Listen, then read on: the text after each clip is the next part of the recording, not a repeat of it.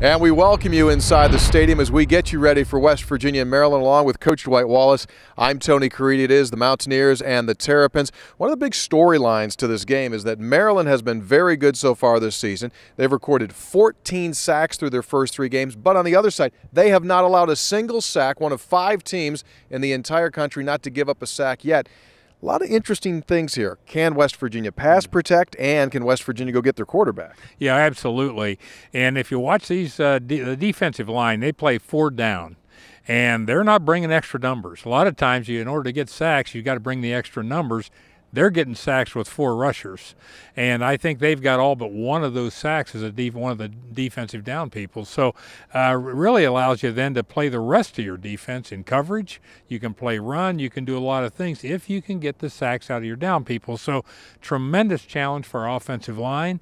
And on the other side, can we get pass rush ourselves? I mean, that's the one thing in past years we've had difficulty.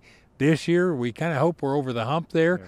So it'll be a good test. We'll find out on Saturday. And so the Mountaineers have played 8 quarters right now. And yes, Shelton Gibson and Javon Durant have looked very good. But Dana Holgorsen said during his press conference earlier this week, I've told them, you're going to find out if you're pretenders or if you're guys. And that's the big question. Do you expect Maryland's defensive backs to get up in and on those young receivers? Well, as Coach Holgorsen said, we're seeing kind of base coverages, base defenses, first down, second down.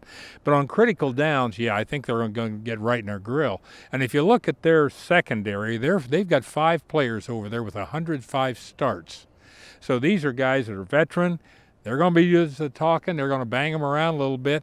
Kind of reminds me when LSU came in here a few years ago. We had a little guy by the name of Tavon Austin that grew up and became a man that night, I think. We found out that he could handle the physical side of being a receiver. He was able to release. He battled it. He found the open holes. So we'll find out if we got real receivers or not at this game. Absolutely, and there was a guy on that LSU team by the name of Tyrann Mathieu that wasn't too bad himself. Last point is the kicking game. 2 of the nation's best kickers will be on display, and one of the nation's best returners in Will Likely. Special teams is going to be a show. What about the? I mean, Maryland, you remember all the years we've done these games, and they always come up with a punt returner. Yeah. Kickoff, and this Likely he's as good as any of them. He's unbelievable. He's already returned 2 this year, and not including all the other returns he's had. So we'll have our hands full. Real test for our cover teams. They also lead the nation in field position.